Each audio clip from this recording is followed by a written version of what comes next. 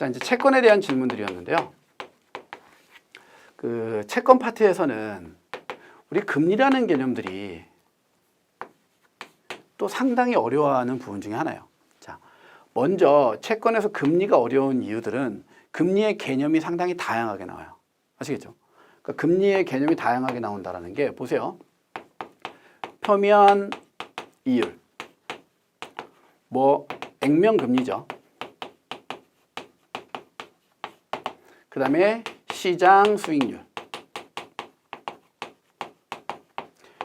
유통 수익률, 뭐 매매 수익률, 만기 수익률, 이런 식으로 금리와 관련된 용어들이 정말 많이 나오는 게 채권이에요. 그러니까 첫 번째로 채권을 학습을 하면서도 요 금리에 대한 개념들이 잘 안 잡히는 경우들이 있어요. 자, 요 개념을 잡을 때는요, 요렇게 나누세요. 엄연히 따지면 시장 수익률과 만기 수익률은 달라요. 아시겠죠? 이거 우리가 채권의 기간 구조 이론 이런 것들을 공부하다가 보면 시장 수익률과 만기 수익률은 다르다는 걸 알 수 있어요. 보다 조금 더 쉽게 설명드려보면 시장 수익률이라는 게 기간마다 다 다를 거 아니에요. 그러면 기간마다 다 다른 수익률을 마치 평균처럼 때려버린 게 만기 수익률이에요. 그러니까 시장 수익률이 시작하는 시점부터 끝날 때까지 변하지 않는다면 시장 수익률과 만기 수익률은 똑같은 개념이 돼요. 하지만 이게 수익률이 변화된다면 시장 수익률과 만기 수익률은 달라질 수 있다 이 소리예요. 아시겠죠? 요 정도까지만 이해하시면 돼요. 실제로 문제를 풀어낼 때 시장 수익률과 만기 수익률 갖고 까다롭게 나올 일은 없어요. 그냥 개념 자체를 시장 수익률과 만기 수익률은 거의 비슷한 개념이다. 이렇게 잡아두셔도 될 것 같고요. 그 다음에 여기 있는 유통 수익률이나 매매 수익률 마찬가지 시장 수익률이나 마찬가지예요. 그렇다면 도대체 채권 금리를 왜 이렇게 복잡하게 쓰고 많이 나누어 놨을까? 이건데 보세요. 자, A라는 투자자가요. 채권을 매수해요. 그럼 우리가 채권을 살 때 뭘 보고 사냐면 채권의 금리를 보고 사요. 맞죠? 그럼 이때 말하는 채권의 금리가 이제 뭐냐는 거예요. 채권을 살 때 우리가 생각하는 채권 금리. 그러니까 채권을 사놓고 매달 받는 이자를 생각하겠다는 거잖아요. 그게 바로 여기 나와 있는 표면이율, 액면 금리가 바로 채권을 매수할 때 생각하는 금리예요. 아시겠죠? 그런데 이 채권을 매수할 때 들어가는 이 금리, 즉 표면 금리, 표면이율, 액면 금리, 얘네들은 누구의 영향을 받냐면 시장 수익률의 영향을 받아요. 당연한 거죠. 왜 당연하냐면 채권의 금리를 결정을 할 때는요. 뭐 이제 그 회사의 신용도라든가 이런 다양한 부분들, 복잡한 부분들 다 드러내고요. 한 가지 개념만 봐볼게요. 이거 결정할 때요. 발행자 입장에서 채권을 발행하겠다라는 건 빚을 지겠다라는 거예요. 은행 가서 돈을 빌리면 되는데 은행에서 돈 안 빌리고요. 투자자한테 빌리겠다는 거예요. 이해돼요? 예. 그러니까 따지고 보면 돈 빌리는 거죠. 그러면 은행에서 빌리는 거나 채권을 찍어내서 빌리나? 비슷해요. 빌리는 방식은. 우리가 은행에서 대출 받으면 대출 이자가 어떻게 결정돼요? 내가 넣는 예금 이자에다가 뭐 리스크 프리미엄이라든가 이런 것들이 붙어갖고 우리 은행에서 우리에게 지급해주는 이자가 결정되잖아요. 그런 식으로 이 채권의 발행금리도요. 이 발행자의 발행금리인 표면이율도 시장 수익률의 영향을 크게 받는다고요. 아시겠죠? 그래서 이 시장 수익률의 영향을 크게 받으니까 이 시장 수익률에 대한 부분들이 이 표면이율에 기본적으로 들어가는 거예요. 됐어요? 네. 그리고 그 다음에 보면 이 시장 수익률 다음에 어떤 부분들이 나오냐면 그러면 이 시장 수익률은 고정된 값이냐 또는 변동된 값이냐 요 두 가지를 놓고 보는 건데요. 요것도 한번 봐보세요. 채권을 발행했을 때 찍히는 요 표면 금리는요. 무조건 고정된 값이에요.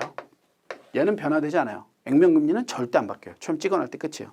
하지만 시장 금리는 시간이 지나면 계속 바뀐다고요. 변동값이에요. 시장의 금리가 오를 수도 있고 떨어질 수도 있잖아요. 맞죠? 그러니까 처음에 발행할 때는 시장 금리가 10%였어요. 그러니까 10%에다가 뭐 리스크라든가 여러 가지 고려해서 채권의 발행 금리를 13%로 잡아서 발행을 했는데 이 시장 수익률 10%가 쭉 떨어져서 5%까지 떨어져 버리면 지금 현재 시장에서 5%에다가 리스크 프리미엄 먼저 받자 이거 8%밖에 안 되는데 지금 내가 몇 프로에 13%의 채권을 찍어내서 돈을 이자를 내고 있는 거나 마찬가지잖아요. 이해되시죠? 그러니까 요 표면금리랑 시장금리의 요 갭, 요 차이 때문에 생겨나는 게 뭐예요? 이 채권의 매매가 되는 거예요.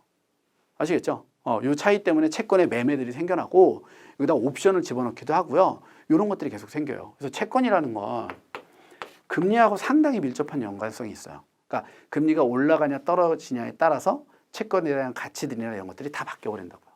아시겠죠? 예. 그런 관점들을 우리가 기본으로 놓고 봤을 때는 지금 이제 나와 있는 설명은 거의 다 드렸어요. 채권에 대한 금리를 볼 때 표면금리는 발행자가 채권을 찍을 때 투자자에게 지급하기 위한 금리, 고정된 값들이고요. 그 다음에 시장 수익률, 만기 수익률, 유통 수익률, 매매 수익률 이런 애들은 싹 다 상황에 따라서 계속적으로 바뀌는데 최초에 발행할 때 이 발행금리인 표면 이율에는 시장 수익률이 영향을 준다. 이렇게 정리해 놓고 보시면 돼요. 아시겠죠? 네. 자, 그럼 이제 여기에서 한 발만 더 가볼게요. 그럼 이제 우리 채권의 수익률 곡선에 대한 부분들이 이렇게 나와요. 여기가 이제 단기, 여기가 장기, 여기가 금리. 그러니까 이것은 잔존기간이나 마찬가지죠. 이렇게 단기금리와 장기금리가 있을 때는요, 여기서 말하는 단기금리랑 장기금리는 이것도 이제 혼동되는 게 이걸 만약에 뭘로 본다면 표면 이율로 딱 보는 거예요. 아시겠죠? 그러니까 여기 있는 금리 자체를 표면 이율로 보는 거예요. 그러면 단기채의 발행금리와 장기채의 발행금리가 어떻게 달라져야 되냐 이 소리죠. 시장 수익률은 상황에 따라서 변하니까 이 그 단기채와 장기채를 나눌 때 금리하고 구분을 시키면 안 돼요. 얘는 무조건 표면금리예요.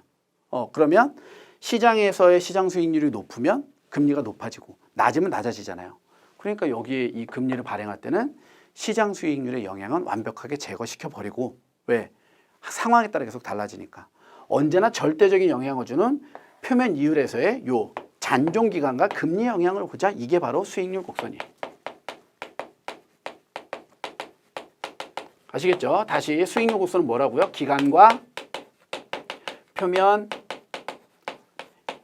이율 간의 관계만 보는 게 수익률 곡선의 개념이에요. 그럼 이제 쉽게 접근하는 거예요.